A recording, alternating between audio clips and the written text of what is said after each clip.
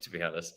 What's up, guys? Welcome into another episode of College Football Uncensored with your host, Chris Marler. That is me. We're joined by a very special guest host, former coworker, current friend, and current Twitter follower of mine, which he informed me of right as we started.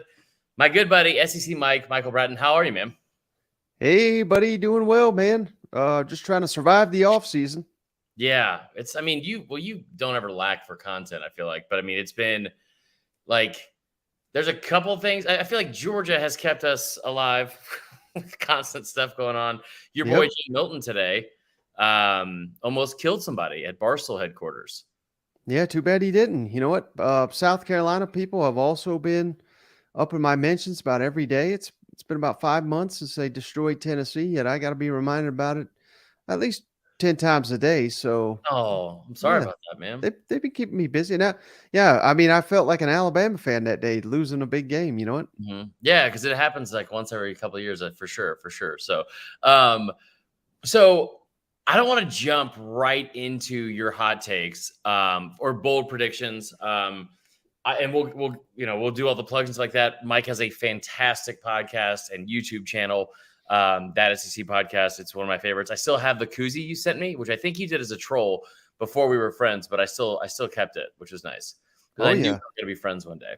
All right, let's start with like the only news that has come out today. Really, I feel like we opened with this team way more than we probably should. That's why we're going to bounce around the SEC, especially the SEC East, a little bit more. But two stories out of Athens today. One, they signed yet another 4-star tight end. I'm starting to wonder if Kirby Smart knows he doesn't have to only sign elite level tight ends for that offense because it's getting out of control. They got a 3-star and a 4-star both this week, both tight ends. They continue to have the number one recruiting class. I feel like they're kind of running away with the recruiting class for 2024. What are your thoughts on that? I know you pay attention to recruiting way more than I do. What are your thoughts on that this early? Yeah, safe to say they're speeding away with this deal here. You know, I'm curious to know what their driving record looks like. I think that should be a more important question in Athens right now. But yeah, I mean, Georgia's good to Georgia. I mean, they spend more in NIL than just about anybody, not more than anybody, but as much as anybody. And that's not the main reason, I wouldn't think. I think it's because Kirby's an animal, and he's been an animal going back to his time in Alabama, and he works harder than anybody. I mean, I've been saying it for a while, and people just didn't want to hear it. I said Kirby's a better recruiter than Nick Saban, and I still believe that.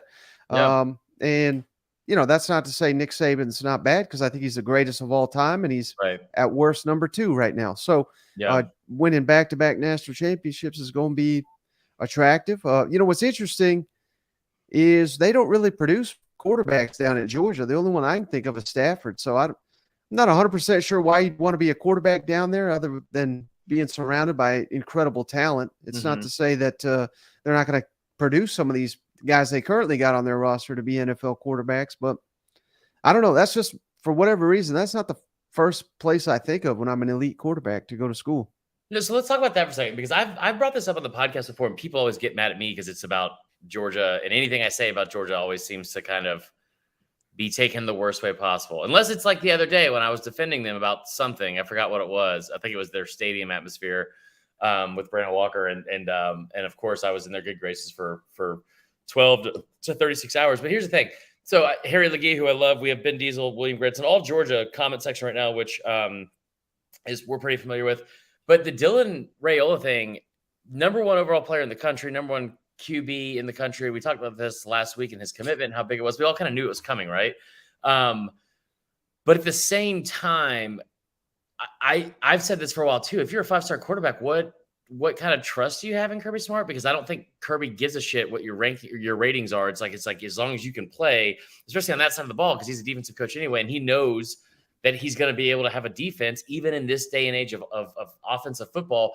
He's going to have a defense that's going to be able to, or field a unit that gives up less than 3 scores a game, right? Like that consistently. And so I don't disagree with you. I honestly completely agree with you. If you're a 5-star, like he hasn't shown, and Georgia in general hasn't shown, they've done a great job at developing that level of quarterbacks. At some point that has to even out though, right? Well, maybe the best example is Alabama, because I think you could say the same thing. I don't know how long it's been, 6, 7 years ago. Yeah, They didn't really produce any, and then they went on this incredible run, and that fooled everybody to thinking Nick Saban's not past his prime, even though he is. It extended that little run they had. So maybe Kirby's thinking the same thing, where right. at some point, my defense is not going to be as elite, but it may Right. not matter because I'll have the nation's best offense. Yeah, I tell you what, that is like honestly, I feel like it's something that we talk about a lot. Like people sometimes get upset when we talk about Georgia too much because it's like, but it's I mean they've dominated the sport. Like they have dominated the sport. They're the clear front runners.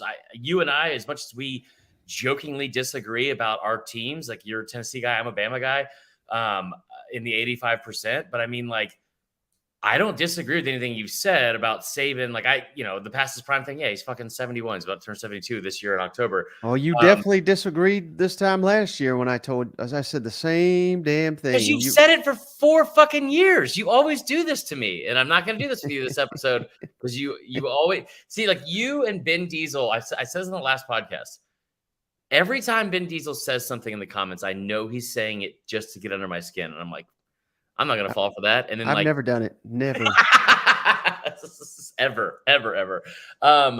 No, but I don't disagree with you. And honestly, like I was kind of shocked to see the coaching rankings that have come out this week by a few different publications about the best coach, because I think it's Kirby right now. I really do. Like I think if you want to talk about GOAT status, sure, Saban will have that for probably the foreseeable future unless Kirby goes on a run. But I tell you, the biggest fucking nightmare imaginable is something you just said I haven't thought about is if Georgia starts a run at quarterback like Bama did over the last 6 years, that's terrifying.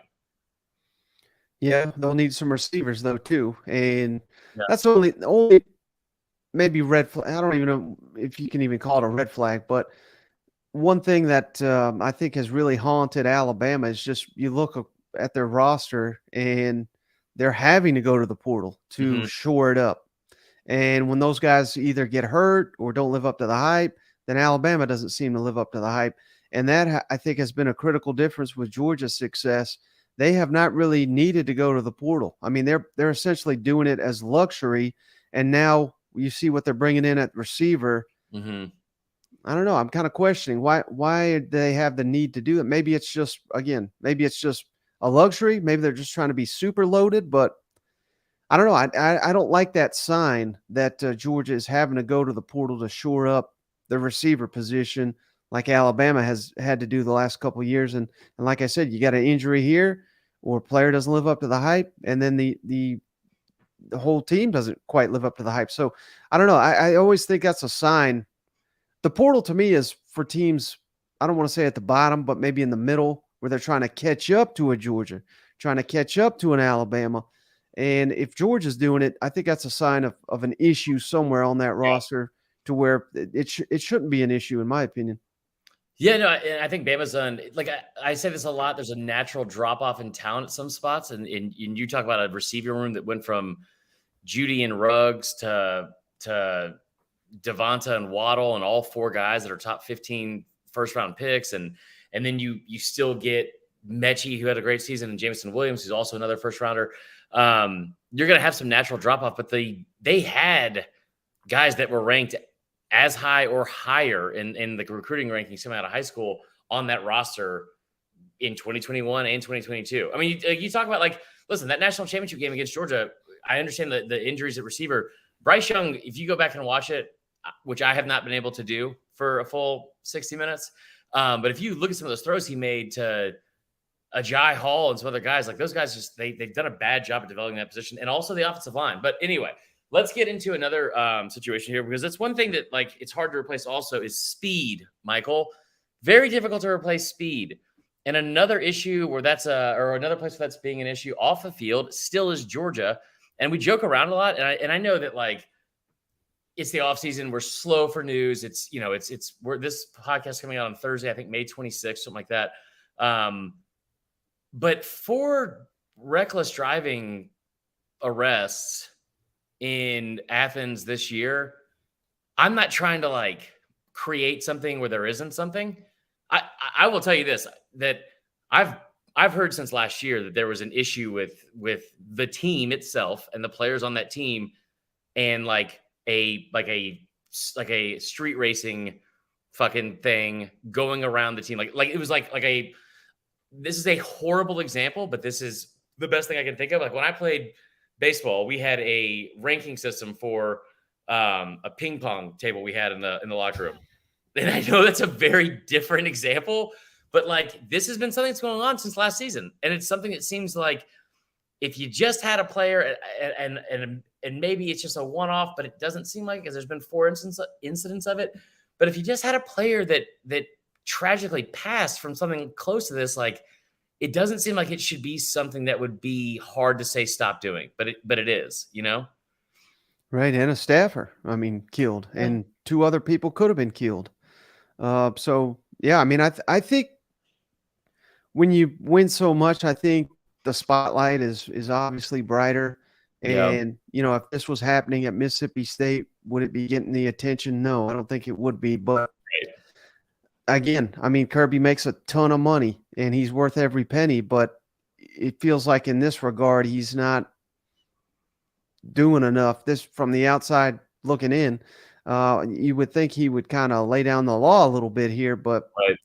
I don't know. To my knowledge, I don't even know if anyone's been suspended for anything. And I know you can't suspend someone like Jalen Carter, who's off to the NFL, but there's now multiple active players that have been arrested. And to my knowledge, maybe they are suspended indefinitely. Maybe they're running steps and they'll, you know, be available for the opener. But to my knowledge, no one's even been suspended. Yeah, I mean, and I'm not gonna sit here and at all and try to tell Kirby how he should run his program, and I don't know as much into it as to make those assessments. It's just something that's like when you have 4 and it's like seemingly the same thing.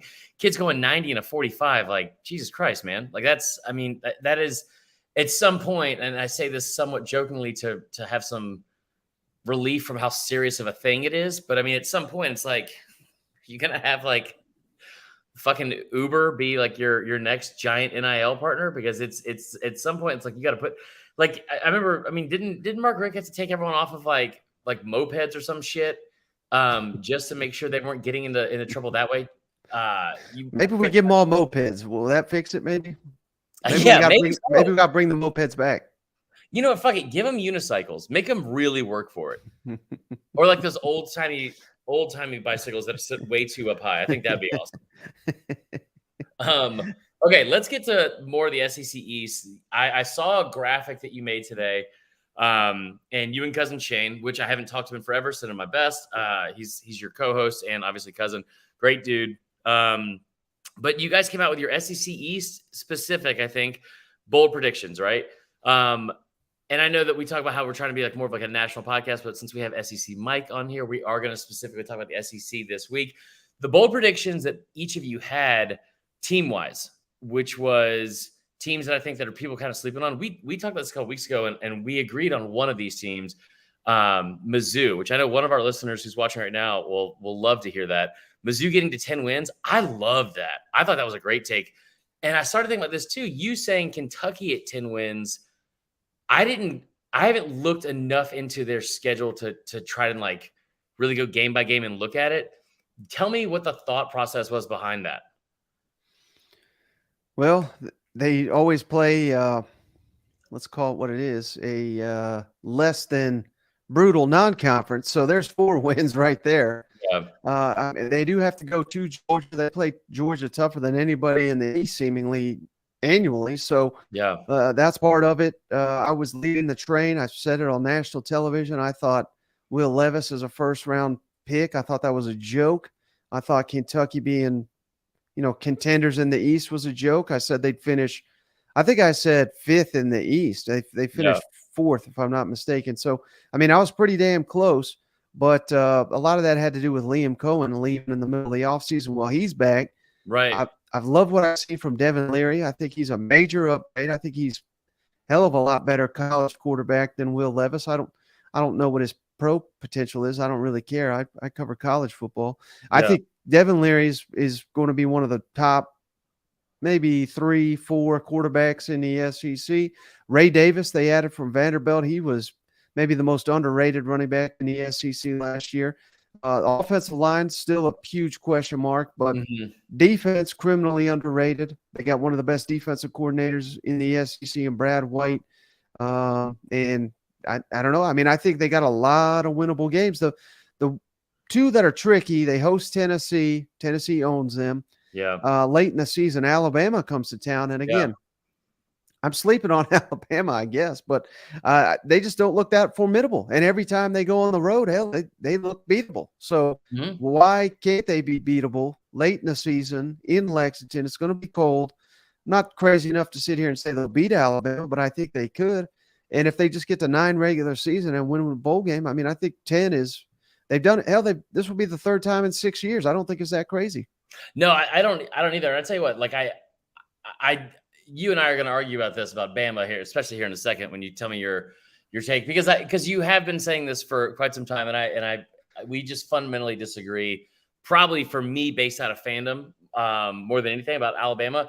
But I will say this: you talk about that Kentucky game specifically. Kentucky gets Bama, I'm pretty sure, in between LSU and someone else. Like they I think they get them the week after Bama plays LSU, which is a very big game. You have in a 3-week span, because you do have the off week when you're Bama at the last week of November, or sorry, the last week of October. You get Tennessee at home and LSU at home. So both of your biggest games, like emotionally, that you have to get up for all season, besides Auburn.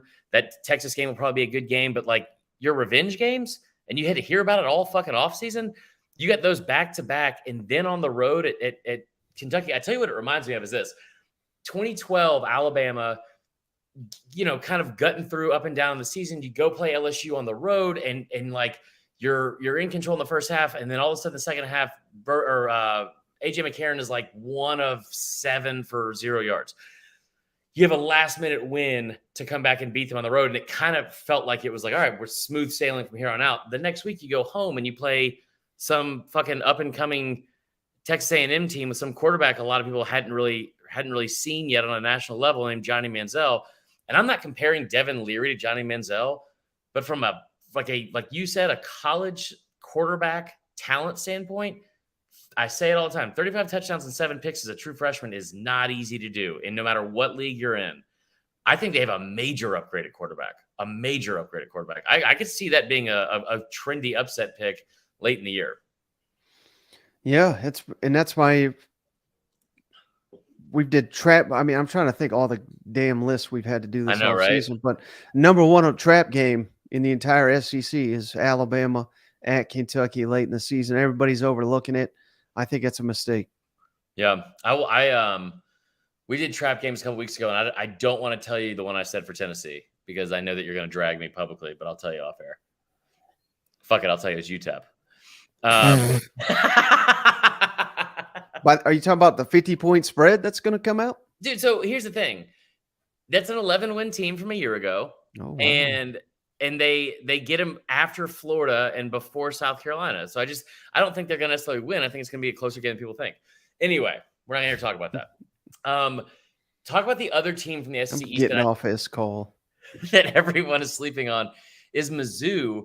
And here's the reason why I think that, like, Drinkwitz is a offensive mind, right? He's an offensive-minded guy. You have Luther Burden. I know you lose Lovett, the receiver, going to in the division foe, not rival, but foe, Georgia.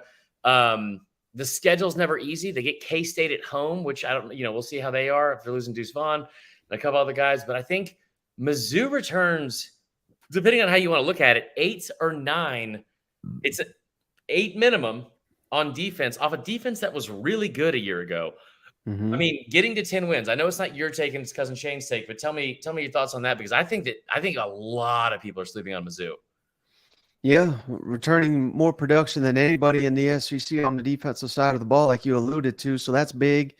The thing with Missouri that's tough to gauge is Brady Cook. Just, he looked so average last season, but then it comes out he had what I think is called a Liz Frank's shoulder, basically hurt it week 2 or 3 of the season. So It's almost like, how the hell do we evaluate this guy if he was really that banged up? And he got better as the season went along. I mean, for a little while, they had Tennessee on the ropes. They had Georgia on the ropes.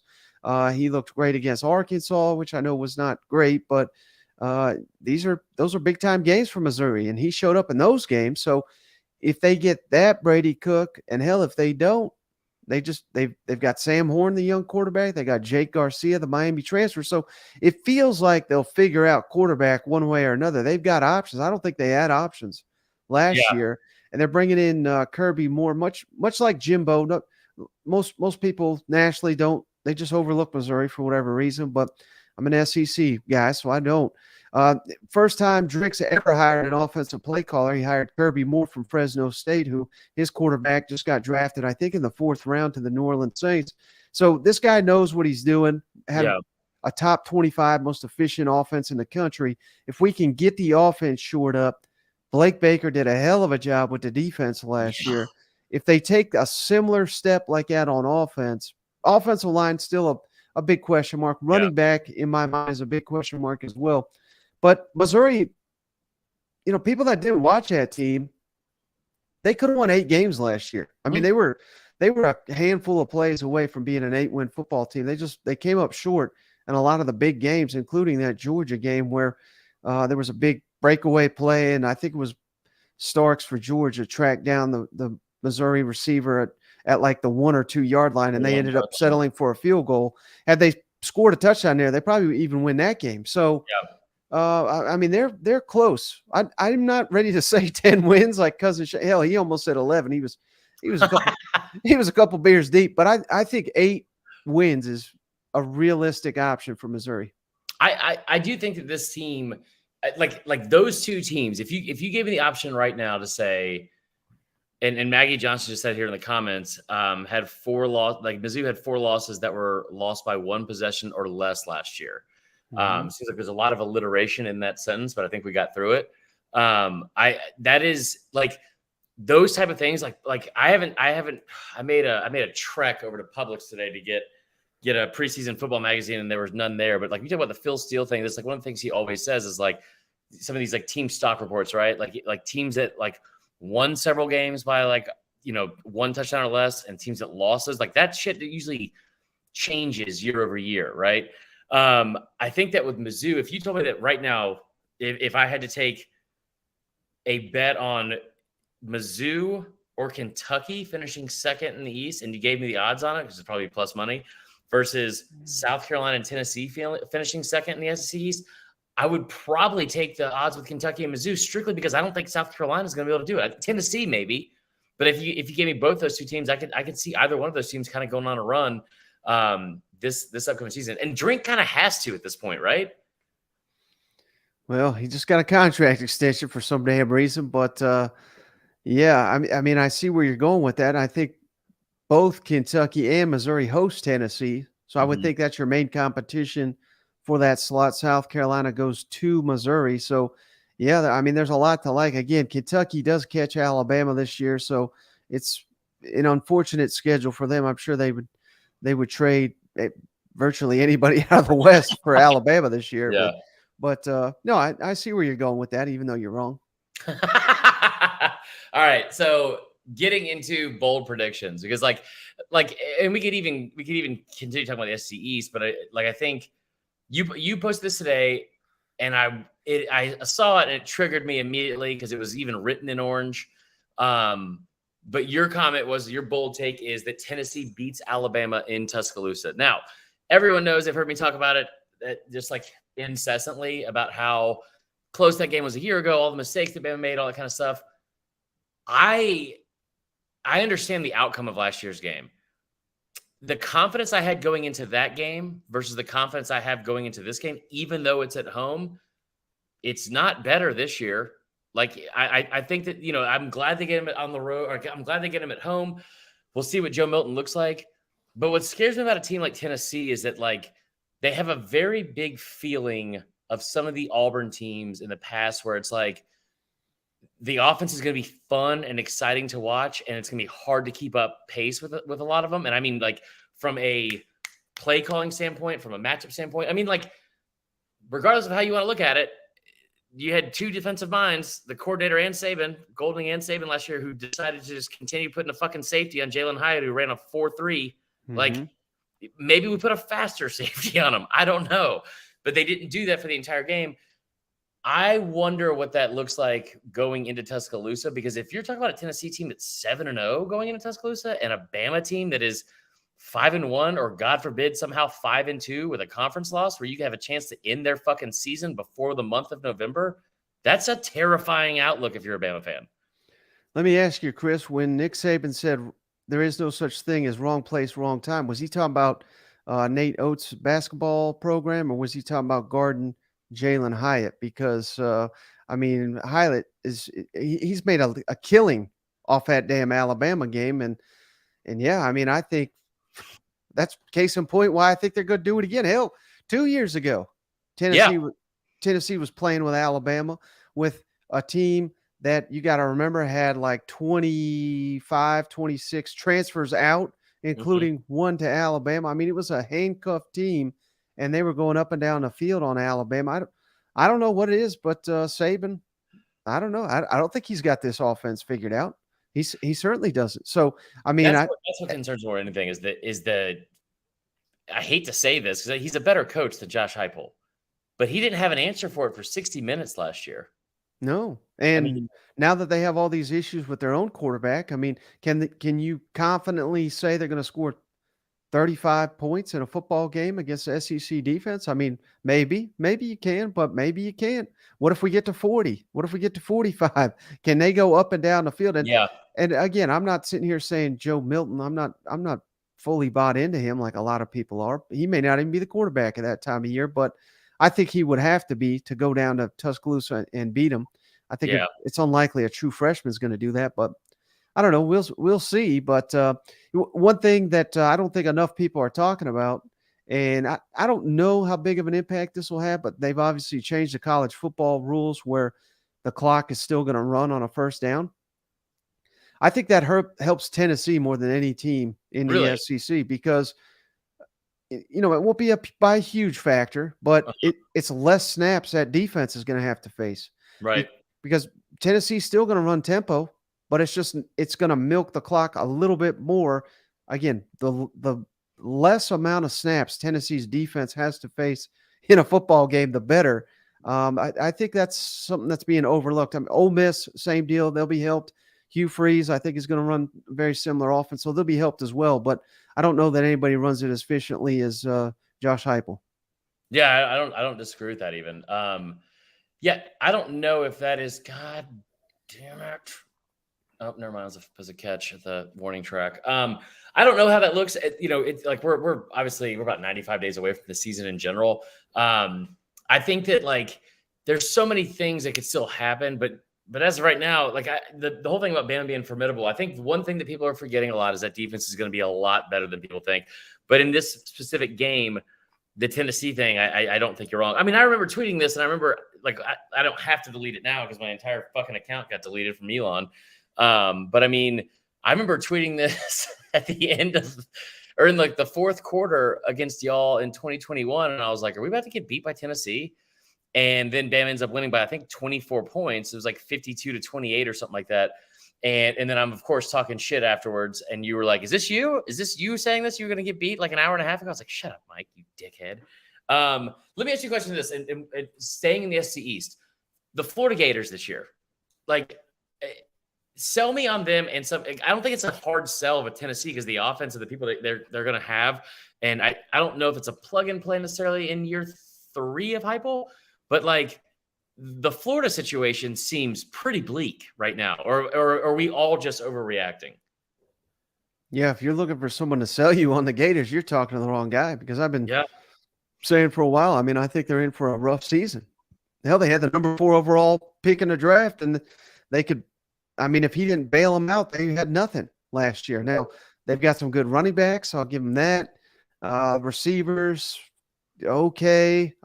The offensive line, you're replacing 4 of the 5 starting, including your 3 best offensive linemen. So I think it's going to be a nightmare on offense. I don't know. I don't think the SEC is too much for Billy Napier, but you could kind of convince me of it after they lost to Vanderbilt last year. That was a damning loss. That's where we're at, Chris. Vanderbilt at home is a must-win situation. And I know Vanderbilt's better, so it's not like I'm not trying to be completely disrespectful, but no Florida coach at any point in his career should be going into a home game against Vanderbilt and saying this is going to be the game that could get me fired. Yet that's where we're at with Billy Napier, and it, In you year know, 2. maybe we're overreacting, like you said, but opening at Utah, closing against Florida State, which I don't have a ton of respect for Florida State, but even if they're like half of what people are selling, I mean, that's probably the toughest non-conference schedule anybody's got in the country, and the East has improved all around Florida. So there's not any gimmies, I don't think. Okay, let me ask you this too, because I don't think you're wrong about the East necessarily. I think you're wrong about most of the stuff that you talk about in your life, like especially from a morality standpoint. But that's different. We talk about that off air. And I love that you're just nodding your head. But no, I mean, like the Florida thing is like the thing you just brought up, the 4 out of 5 offensive linemen, I think is a much bigger deal than anything else, because the best player they have on offense right now is a running back, and he's a sophomore, right? Like, so like, who's he going to fucking run behind? The defense, maybe it gets better, but they lost a ton of guys again. Like, I think the East is not stronger than the West. I really don't, and I mean that in specifically in the East had a winning record against the West last year. I'm sure. I'm saying that, like, just like 90s rap, I think the West is going to have a bounce back season, and I think that they are going to have a better year, I think, than top to bottom. I think if you told me right now how many teams have a losing record in the East, I think Florida and Vandy have a losing record. I'm not convinced Florida doesn't finish 7th in that division. The only teams I'm really super concerned about from the West maybe is really Arkansas to finish below 500. I mean, like I know you said that they have like, and I hate to say it because we love Raheem Sanders, we love KJ Jefferson. Like, top to bottom right now, which is the stronger side of the division or stronger side of the conference from each division in the SEC? I mean, I don't know. It could be the East, because I think Tennessee could be better than anybody in the West potentially. Now, probably not, but they could be. And hell, I certainly think Georgia is. So maybe a little top heavy. Yeah. But you want to talk about the bottom? Yeah. I mean, how good is Auburn going to be? I'm buying the hype. How good is Mississippi State going to be? Florida does play Arkansas this year, so maybe that'll give us a clear indication. But I think you look at the over-unders, right? So I think in the West, they're all around 7, 7.5, and they're the East 6, 6.5, outside of the teams at the top. So, yeah, you might be onto something, but I don't think it's by a very wide margin. Yeah, that's fair. That's fair. All right. We're going to close with this. It's a very short episode today. Vanderpump Rules has a very big finale or a reunion episode I have to get into because it's crazy. Raquel is a hoe, and we have to listen to all that kind of stuff coming up here on Bravo. So let's get into something I think is going to be just a very important discussion, and I don't think our listeners and viewers will plummet at the moment I mention it. But we got into a discussion. I think it's like the season. This is like the season right now of lists, right? It's like this is how there's like nothing else to talk about because we're still 100 days away from actual football. So it's list season. And one of my least favorite things in all of college football is watching Big Game Boomer post in an Excel sheet the dumbest fucking 50 things possible in on Twitter every other day. So I figured instead of complaining about it openly or telling him he's stupid, what I want to do is make an even worse list, Mike. And so today's list, top 10 college football mascots you would least want to send you a feet pic from. I like how you mock the guy and then you're like, I could be worse than him. If you can't beat him, ruin your career. So what a low bar we got going here. Yeah, I'm just trying to limbo under the precedent that he has set. No, I thought this would be fun just because, listen, we talked about this a while back on an episode that how prevalent feet pics are now, which is, I think, weird as shit. But I mean, you're not going to kink shame anybody, teach their own. I came up with a list of the 10 worst feet from mascots. Are you ready? Yes, sir. Good, because it's really important. Hold on. Where's it at? Where'd it go? Okay, here you go. The Spurs up guy's got to be up there, right? Which one? The Spur, the Gamecock? Yes, he is number 5. Thank you. So this is, again, least